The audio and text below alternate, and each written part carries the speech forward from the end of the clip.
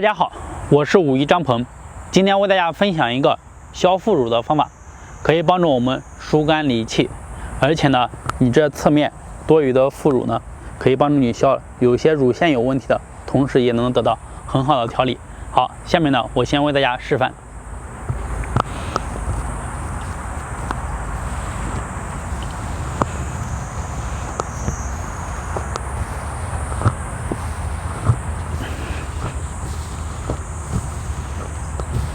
好，这个动作呢非常的简单，而且呢，这个动作也不痛，做起来也非常的舒服。跟着我一起来练习。首先我们坐在这里也可以，当然我给大家示范是站在这里，站好了以后呢，自然的放松身体。好，把手掌呢，如果不热，一定要搓热，因为别看是夏天，有很多人的手掌呢还是非常的凉，不但凉，而且出的汗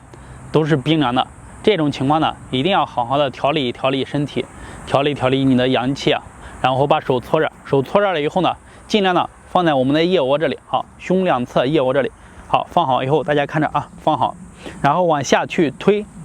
好，一直推到我们的胯骨这里都可以。好，开始，这样很简单，1、2、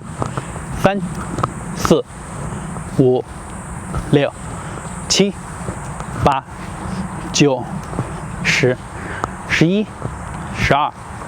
13、14、15、16、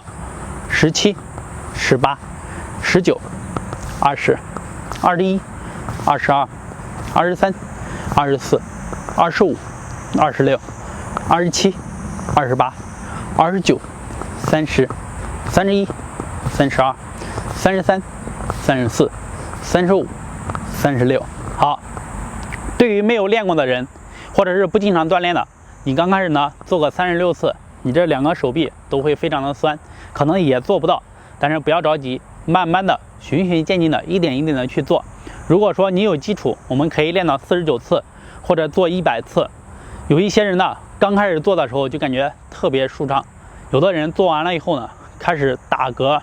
放屁，有的人像憋得慌，然后不停的往外打嗝。尤其是你身体内浊气比较多的，或者你这里副乳比较多的，然后乳腺比较淤堵的，那打嗝可能会更明显一些。当然，你要是打嗝感觉没有打完的话，我们就不要按数量了，一定要再坚持做下去，把你的嗝全打出来，把浊气排出来，这样的话你才能会更舒服。好，如果有以上这些问题呢，好好的练习这个动作。大家如果对养生运动还有什么疑问，可以在下方评论留言和我进行交流，谢谢。